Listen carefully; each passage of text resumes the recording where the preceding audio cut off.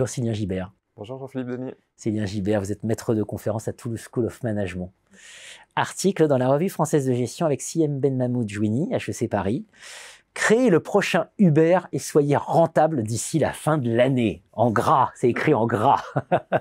Et ce papier m'avait beaucoup marqué. Créez le prochain Uber, voilà, donc explorez, soyez rentable d'ici la fin de l'année, donc exploitez. C'est la fameuse tension fondatrice que nous a proposée James March. Alors, qu'est-ce qu'il faut entendre par cette tension fondatrice? Là, vous étudiez les labs d'innovation pour resituer le papier.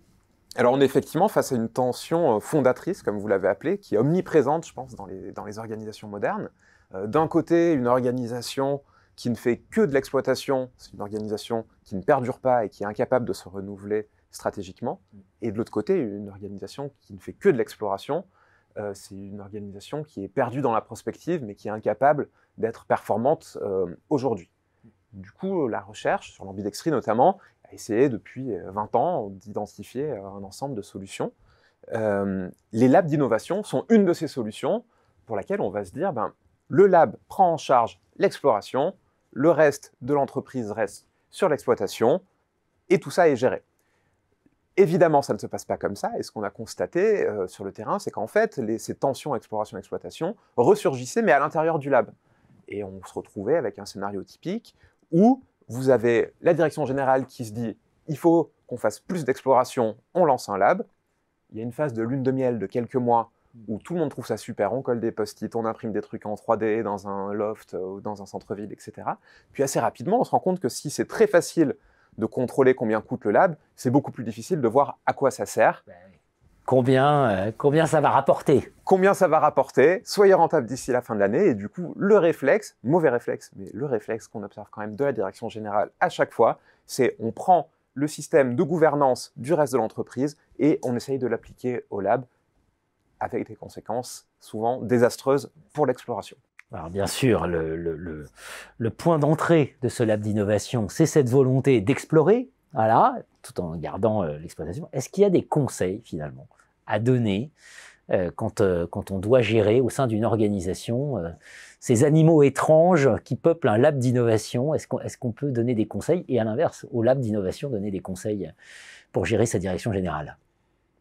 Alors effectivement, il y a quelques points qu'on peut identifier qui vont dépendre beaucoup des phases d'avancement dans la création du lab. Le premier point, dès les phases amont, ce serait de reconnaître la spécificité du lab, en particulier du côté de la direction générale. C'est-à-dire qu'à partir du moment où on décide de lancer un lab d'innovation pour prendre en charge l'exploration, ce qu'on ne fait pas ailleurs, on ne peut pas aller calquer le système de gouvernance axé sur l'exploitation la plupart du temps, qu'on trouve dans le reste de l'entreprise.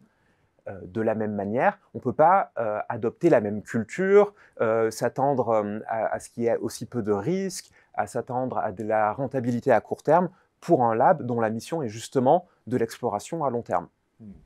Le deuxième point, ce serait une fois que le lab est lancé... Je vous interromps, ça paraît évident, mais dans les faits, ce n'est pas du tout ce que vous avez constaté. Ça paraît évident et on a été assez surpris quand on est arrivé sur le terrain de constater ça à chaque fois. Les dirigeants, en particulier du côté corporate, ne savaient pas vraiment ce qu'ils lançaient. Alors on ne peut pas leur en vouloir, c'était une démarche inédite pour eux, mais du coup ils venaient appliquer tel quel le management par coûts et bénéfices, les KPIs du reste de l'entreprise sur le lab. Et effectivement, quand on applique tout ça, on se dit mais qu'est-ce que c'est que cette structure, à quoi elle sert? Évidemment.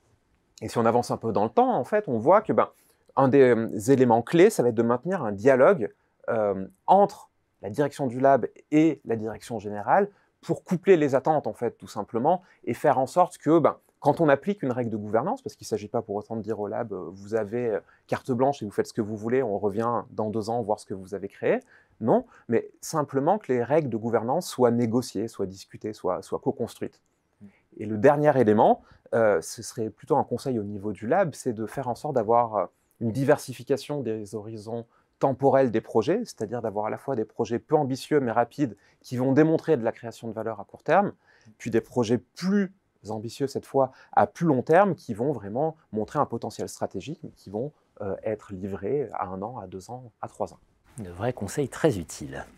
Créez le prochain Uber et soyez rentable d'ici la fin de l'année. Vous avez presque pu mettre un point d'exclamation. Les managers de lab d'innovation face aux contradictions entre mandat et gouvernance, c'est dans la revue française de gestion.